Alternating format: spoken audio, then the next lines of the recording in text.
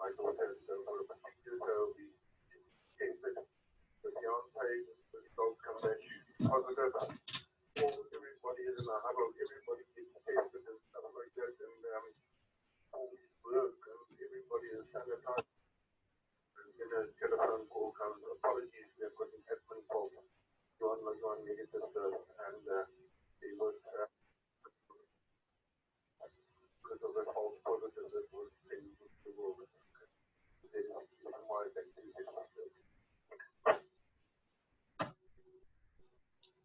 All right, thanks there, Adrian. Guys, Zoom is open again. You can join again. Yeah, you know, this was one of the things that I was going to say now in terms of seeing the medical facilities. Don't just pitch up at the front door because they might have put other protocols in place. And of course, this being a new norm, the world is not ready for it. Everybody has to start a completely new learning curve on how to proceed on their day-to-day lives. And the same thing applies within the medical facilities.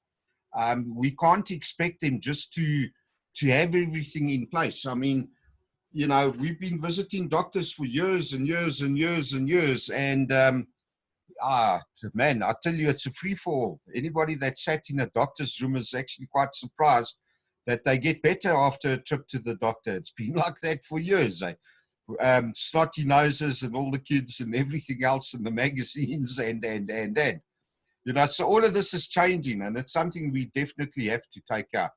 Adrian's trying to tell me something there. ZS6SNY, ZS6OPS.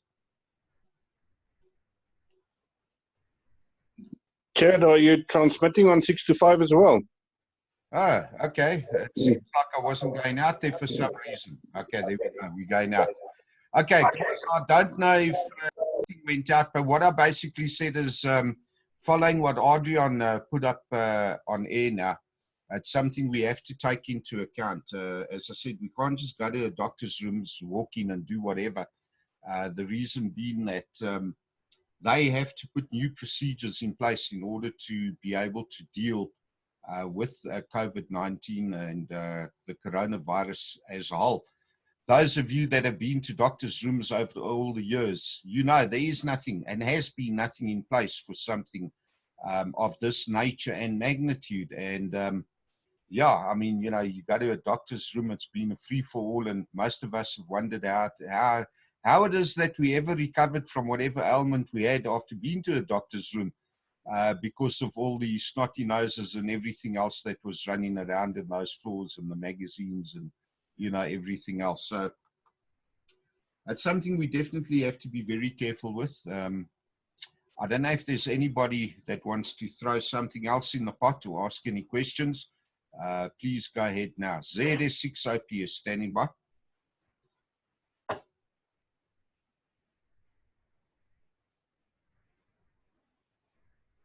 Okay, anybody on Zoom, just give me a thumbs up. Have you got questions? Thumbs up if you got a question. Otherwise, thumbs down, no question. Down, down. Okay. All right, good stuff. There we go. Nobody has got any questions or any input there. Let's hear if there's anybody else that would like to join the net this afternoon who's maybe tuned in a bit late. ZS6OPS standing by.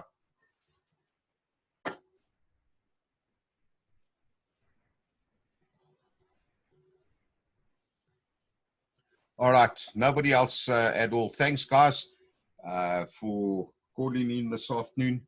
Having said what I've said on the coronavirus, now topping 9 million worldwide, South Africa definitely will be at the 100,000 mark within the next 24 to 48 hours, if not sooner. We'll see what the figures look like today or this evening at least. Please, whatever you do, be safe, be prepared, and of course, be happy. This is ZS6OPS releasing 145.625 for general use as you wash your hands and wear your masks and keep your distance. ZS6OPS out. 7-3. Cheers all. All right, let's unmute Zoom. Okay, here we go. Yeah, no, Adrian, I think my RJ45 is getting a little bit funny on my microphone here again. Okay. So if I pick it up and it pulls, that's the only problem with the RJ45. So. All right. Yeah, I've got a similar problem on my G90. On the Zigo, also the 45 makes a dummy PTT go happening when you not want it to transmit. Yeah. Margie, Yo. how's it, man? Yeah, fine. Good, good. Meet Derek.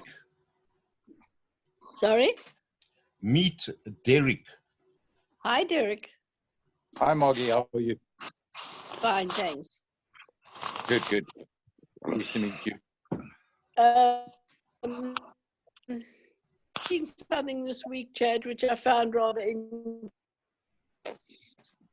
Ooh. With everything now being opened up, doesn't mean to say it's safe. And I think that's something we must be very careful about thinking. You know, you go here, go there, you can go to a restaurant, you can go to the hairdresser. Doesn't mean to say it's safe. No, not at all. I mean, you know, government, well, again, listening to World Health guidelines that have been issued over the last 3 months, where the World Health is... Your sound is, Chad, yeah. Chad, your sound is like a goldfish bowl. Adrian, am I breaking up your side as well, or is this Margie's side? Just Margie's side, Chad. That's Margie's better. on okay. the system also, but breaking up. Okay. Yeah, Margie, you were a bit choppy as well. I think it might just be the way you held in your phone. Local connection. Yeah, no, absolutely. Look, the World Health put it in place that we need to be careful when we open up. But they are fully aware of the fact that, in all honesty, where South Africa is sitting at 100,000 and the world is sitting at 9 million, the actual infection rate is probably 10 times higher. Yeah, but you know, I was chatting to you about my contact in one of the very big hospitals here. Yeah. They reckon we have 4 weeks and we'll be as bad as the Western Cape. Yes, some of the figures are actually saying within 2 at the moment. Eh? The figures that I was given yesterday are indicating within 2 weeks we will be at the same, Gauteng will be at the same level as the Western Cape. Yeah, it's rampant. We've had quite a few shops closed in Clearwater. I don't know if you're aware of that. Well, considering that Regency is over 1,000 infected now, yes, we're going to see more of it. We're going to see the schools. Three major shops in Clearwater were closed this week. To deep sanitize again. Yeah. Unreal, they say. Derek, I know you work with Stefan. Adrian, Derek works with Z.6 Sierra Charlie. How's this COVID-19 affecting you guys there, Derek? Currently, we had a branch in Randburg and then a branch in Randfontein, but they're opening up tomorrow again. But so that's out of the 109 Goldwagen groups. There were so far only 2. Yeah, no, this is scary, this. I mean, you know, if you think about it, I started talking about coronavirus in January, the first week of January. Margie, this is something I never, ever, ever imagined in our lifetime. No, we never would have imagined in our lifetime. I mean, it's you know, I go out somewhere and I see all these masks and the sanitizing, and I thought, where are we? You know, how did this happen? Yeah, but I mean, if you think... It's just unbelievable. You think about it, you know, in all of our preparedness seminars and training and everything else that we, Nothing like this. you know, the word pandemic was thrown in. It was like a jelly tot in a fruitcake. It was a fairy story. It was a fairy story. And yeah, we pandemic in our planning was a fairy story. It was unimaginable. I mean, you know, officially the influenza is still a pandemic. Malaria is a pandemic. Smallpox is a pandemic, but it's something we've never considered a pandemic per se in our day-to-day living. 6 months later, we're sitting with 8 million infected, 500,000 dead. No.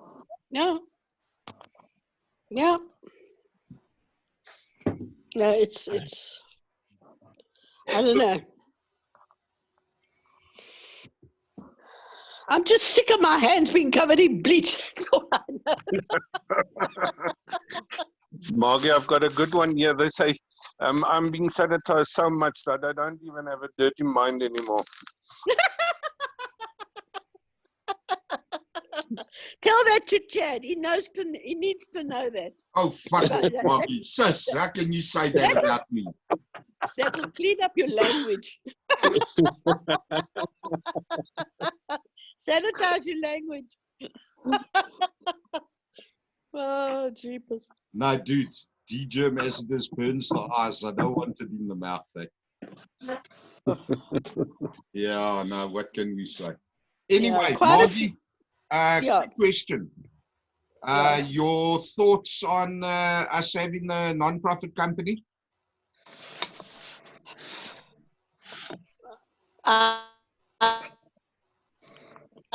Anything about it, to be honest? Okay, now we didn't get that. You broke up completely again.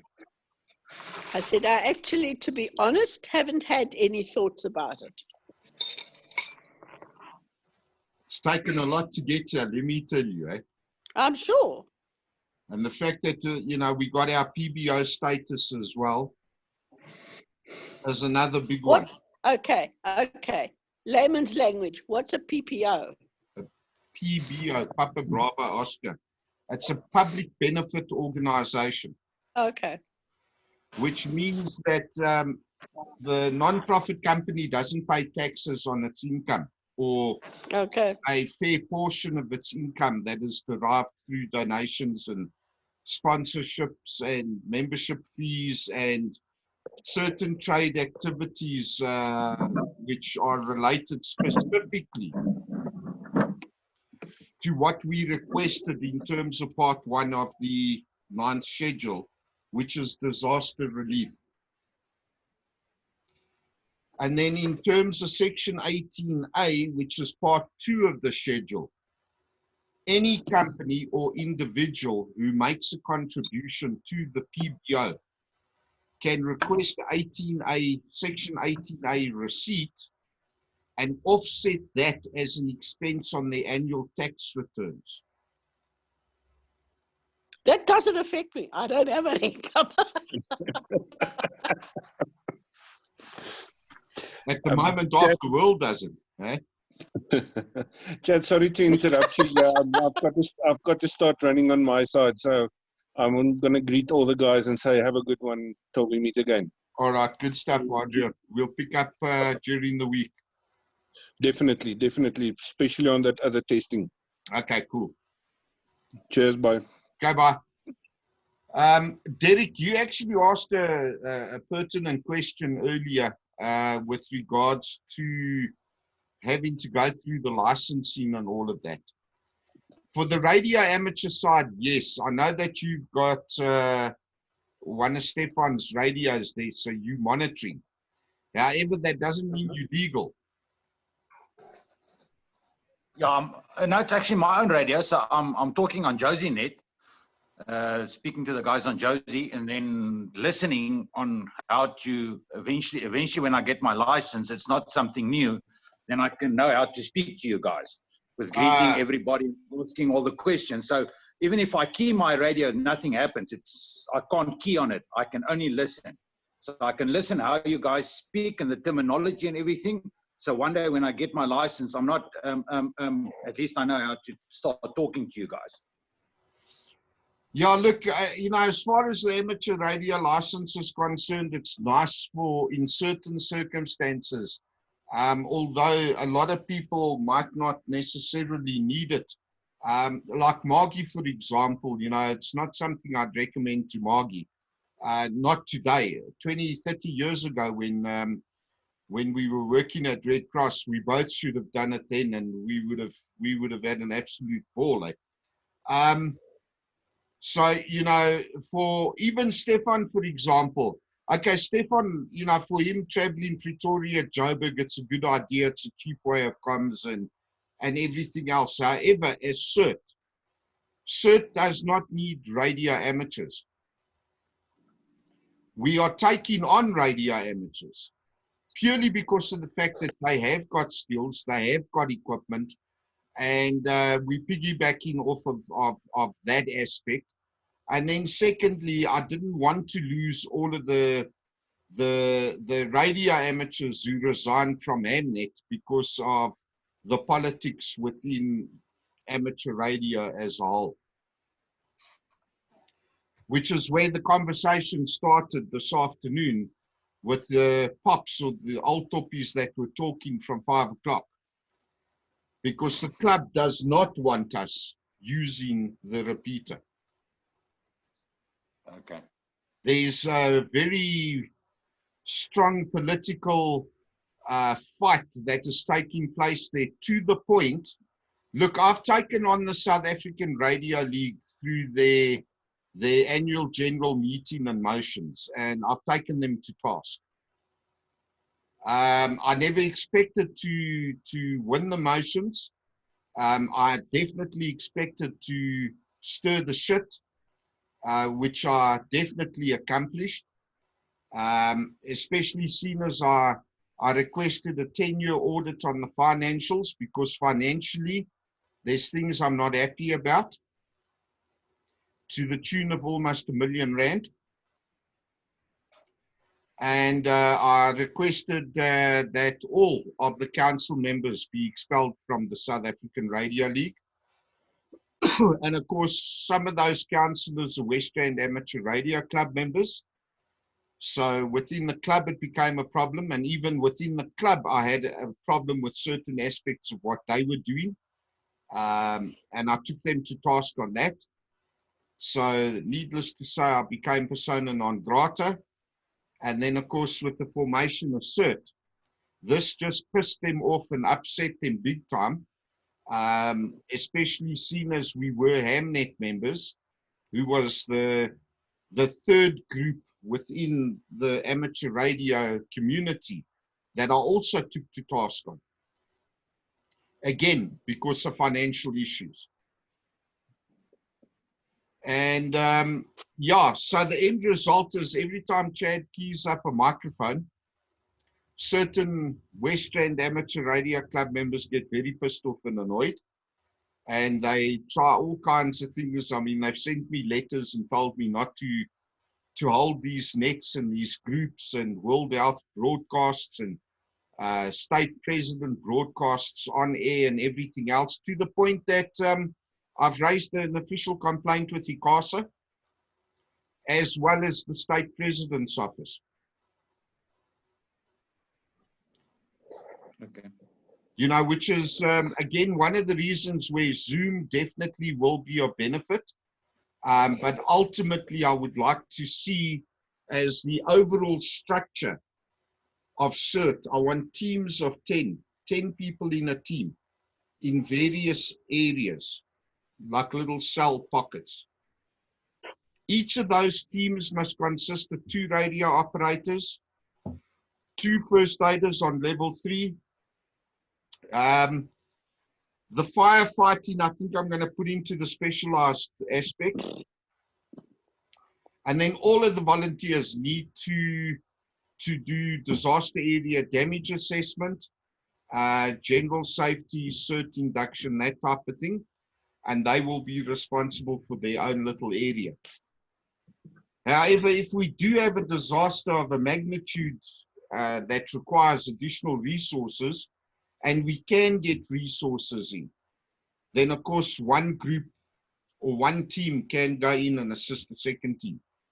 And throughout the whole of Gauteng, I want teams. I'm looking ultimately at 1,000 volunteers. How many have you got, Chad? 58. Okay. So 58's not too bad. That's already a total of 5 teams. I need to bring everybody together now so that we can start concentrating on specific training. You know, a lot of people don't come up because they don't know what they should be doing. But man, this has been a long, long, long road, eh? If you take a look at all the documentation that's already been put out and the website development and, you know, everything else, at the end of the day, it's been generated from this desk.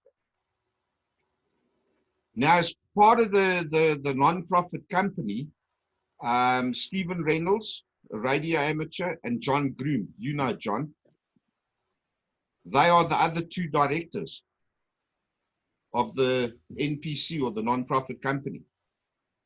So we are the founding members now and fiduciary members of MCOM Assisted Cert NPC.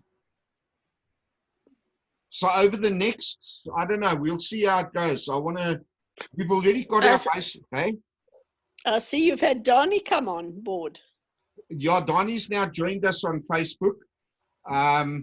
He's not well, eh? Okay.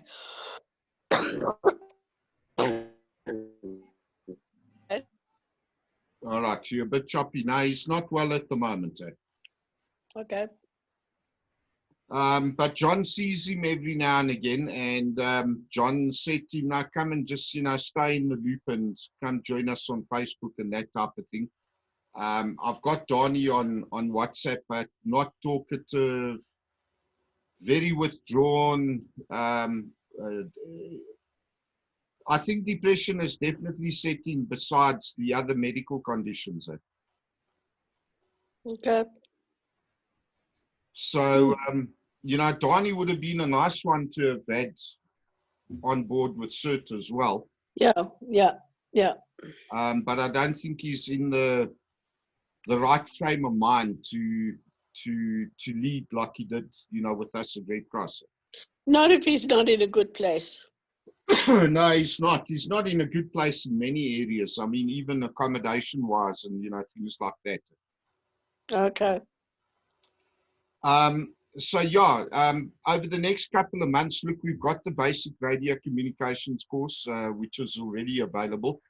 Rory, RBJ, who was up earlier, he actually wrote the manual and I published it.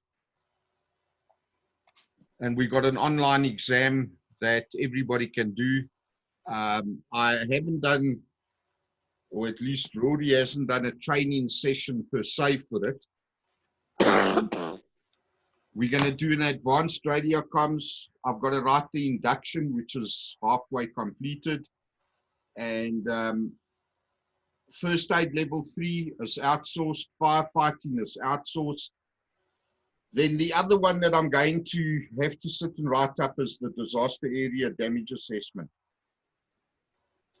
That one is going to be a very big one. That one is a critical one. I mean, that's the whole, it's the core of what CERT as a community emergency response team is all about.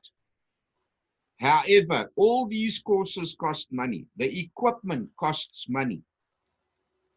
You know, I've already put together a CERT ready go bag, which has just got some simple safety equipment in it. I'm talking like a ski rope, helmet, gloves, MRE is in there, whiteboard markers, Lumi sticks. Shit, I don't know. There's a whole long list of it. 6 grand. Whoa. The bag alone is 1,800 rand. I can't get Cool. bags made cheaper. Yeah. I can get a cheaper bag. I'm quite sure if I fart it too loud, it'll come apart at the seams. Mm-hmm. You know, so the cost, that's why we decided to pursue the PBO. So that I need to find somebody who can write decent donation request letters, and you know, I need a Gloria. Yeah. So that we can start getting the word out to organizations or companies and corporates and small businesses. At the moment, to train a level 3 first aider and equip him with radio equipment, medical equipment, cert ready go bag, 40,000. Holy mackerel. The cert ready go bag is 6,000. The level 3 first aid kit is already 4K. The training in total, But I think, how advanced is that first aid kit? hey, level How 3. advanced is, No, level 3. And how advanced is level 3? Basic, Margie, basic. I've probably got more in the boot of my car than in that basic kit, I bet you. You can say it's double the regulation 3 factory first aid box. No, I wouldn't even say that, because I've thrown out half of the shit of the Reg 3 and put in a whole lot of other crap. It's all on the website. You can go and have a look at it. The policy directives, the minimum requirements, lists all the items required for the level 3 first aid bag. I probably got more in the boot of my car, because and that doesn't yeah, and it does not carry the first aid box. I've probably got more in that box than it does not include any invasive equipment at all. No suture equipment, no intubation, no IV, no drips, no nothing. For first aid, you wouldn't. Yeah, but you see, what I want to do with the level 3 first aid bag, the advanced first aid bag, is they need to be able to carry additional equipment that ILS and ALS can utilize in the field, so that we supplement some of the medical equipment. Now, as CERT, under direct control of the ILS or the board of directors, we could maybe put together ALS or advanced medical kits, you know, like the trailer, like we attempted to do with the trailer at Red Cross, where we carry X amount of IV drips and IV cannulas and all the rest of it, and have that available that can be taken out into the field. But working on a team-by-team basis, where we don't actually respond from area A to area B, makes it a little bit on the difficult side. Then you take a look at the radio equipment. It's 50K. Allah. 10K. 15K for a base station. Between 15 and 25 on a base. I mean, a standard mobile radio now, with the rand dollar as it is 5,500 rand. And at the moment, it's a lot to ask people. That's why I wanted the PBO. Because everybody's on a reduced income. Everybody's on a reduced income. Which is even more important, that we get donations in. And those donations come from anybody and everybody, and each and every single volunteer needs to spread the word amongst their friends, their family, their mates, their companies, and it's got to be on a networking basis. And if we've got international friends, we need to utilize them, because at least the exchange rate is in our favor. But a level 3 first aider at the moment, I'm looking at 40,000. Oh, God. So in general, I'm looking at approximately 22 to 25,000 per volunteer. Multiply that by 1,000. My plan is not small, eh? Your plans were never small, Chad. They never were. Yeah, I know. But we pulled it off.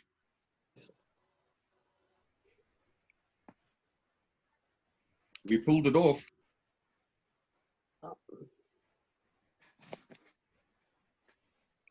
You know, fair enough. Okay, go ahead, My Eddie. battery is, yeah, my battery is flashing here at the top. It says you need to get finished whatever you're doing. But Okay. I will definitely keep in communication on WhatsApp during the week.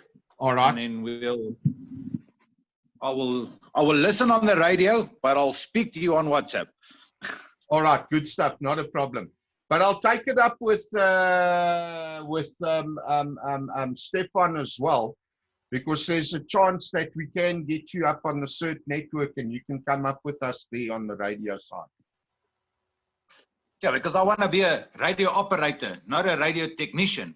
So, yeah, there's a lot of radio things that I don't know why I need to learn it, because I want to be an operator, not a technician. Exactly. That's one of the reasons why I've upset the radio amateur community by saying you don't need to do the RAE to get up on air.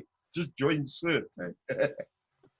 All right, Eddie, No, so thanks for joining us. Yeah, we'll chat during the week. Eh?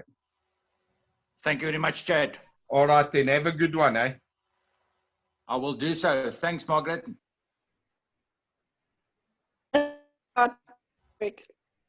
No, there's breaking up. Okay. I can see you, but I can't hear you. You're in the no, fishbowl again. Margie's a little bit choppy there every now and again. Eh? All right. Okay. What? Love and leave you. I'll tell you now, Margie. All right, Derek, have a good one.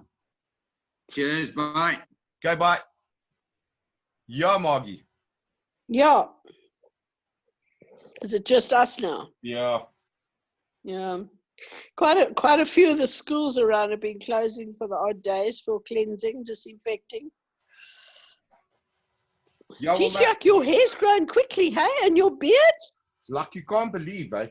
Like a weed. What do you walk sitting in there? That's all the shit I take from fucking radio, Emma. Oh, jeez. It grows very, very, very, very quick. That's why. Yeah, it does. That's why I don't shave. I shave in the morning, 11 o'clock. It's like out of control already. Yeah, no, look, a lot of the schools are opening and then closing, and the businesses are going to do the same. And it's also one of the ways of detecting who is in actual fact infected. So, you know, this is a necessity that they open up the economy on many areas. There's no ways we can't avoid it. No. As you say, just stay at home. Yeah, if you can, stay at home. I mean, we've opened up dog training, which we were allowed to do a couple of weeks.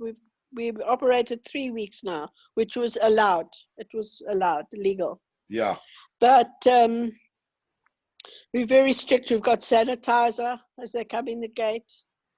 And then I take down everyone's details of name and ID number, phone number and everything. And then they've got to read a notice, you know.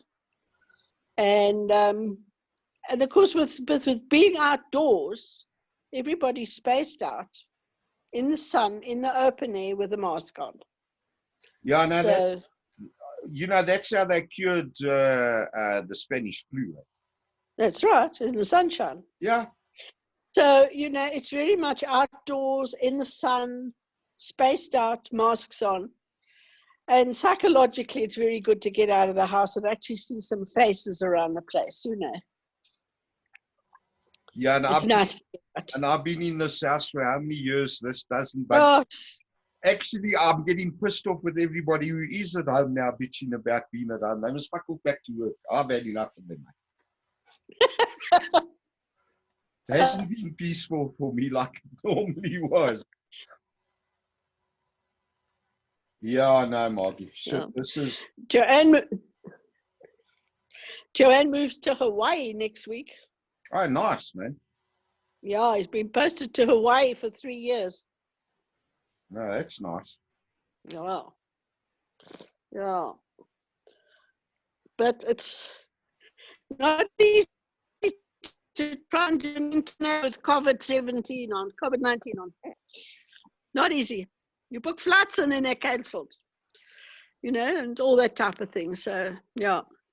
You must ask Joanne to help us raise funds, man. She won't. She's got other things on her plate. She's got a lot on her plate at the moment. Just share the info. She's got a lot on her plate. It won't interest her, Chad. She's just published her own book. On what? On parenting. Oh, nice. It's even got into the National Library in Washington. So well, that's what we did with this Radio Comms one. The minute you, when you do the publishing and get the ISBN number, you have to send it off to the National Library. Yeah. It's a fabulous book. It really is. It's going very well worldwide. It's also on Kindle. Good. But it's not how to, it's how it's done in 10 different countries, different ideas. Yeah. There's no one way of being a parent. It's a fabulous book. Cool, that's nice, man. So she's been extremely busy with this book. Because Margie, it's quite a hard task. Yes, it takes time sitting writing. But it's all the hoops you have to jump through, you know, all the editors and the publishers and two different lots. She could have self-published. Yeah, she has basically self-published. Well, she's paid for all the printing herself, you know. Yeah. She has a publisher in New York. And it's something she really wants to push is on the talks and things and interviews and that, which the publisher in New York is very much pushing for her. So, yeah, she's busy. She's a busy. Cool, man. And doing an international move is not an easy task, let me tell you. The paperwork, the hoops you have to jump through. Where are they now? In Canberra, in Australia. Yeah, so that's quite a big move again. Yeah. And then Australia don't want them to transfer their money out of the country, you know, and all this sort of thing. And then they book flights and everything's booked. And then Hawaiian Airlines suddenly decide, no, they're not going to fly for another month. Meanwhile, they had a fully booked aircraft booked. So now but Derek's got to get to Hawaii. He's got to start work. So they fly out on the 2nd of July, but they're going via San Francisco. Yeah. And then San Francisco to Honolulu. Sure. So, yeah, but you know, it's selling your cars, getting your furniture packed up, get your unaccompanied baggage off. Well, fortunately, the furniture was in America because it was in storage. Because they were only supposed to be in Australia for a year, and it was made to be 2 years. So their car and furniture sitting in Honolulu waiting for them. But they've got to do 2 weeks quarantine when they arrive in Hawaii. Yeah. Semi-quarantine. They stay in the hotel. They can go to restaurants. They can go to a shop. But they may not visit anyone or have visitors. Yeah. For 2 weeks, and then they move into their house. So they want to get that under their belt, you know, get this quarantine under their belt as well. Yeah, yeah. Sure. And then the dog will fly. They had the dog booked on the same flight as them. So now they've had to take the dog back to the breeder who'll fly the puppy when direct flights go from Sydney to Honolulu. Sure. Yeah, it's been, I tell you. As Joanne says, if you want to make God laugh, Tell him your plans. Yeah, no, he'll turn it upside down. Eh? Totally. Everything was booked down to the last T. Hotels were booked, cars were booked, everything was booked. Bang! No flights. When he says it's in his time, he means it. Oh, man. As my mother always said, man proposes and God disposes. I mean, we were in discussion on this NPC from December. December, I already put in the name reservation. So by the time that we got all the documentation and everything ready and together, I submitted it to SIPC, and they had closed the online registrations down 2 hours before I clicked the button to upload. So just like that. Yeah. Yeah. No, it's a hell of a thing. It really is a hell of a thing.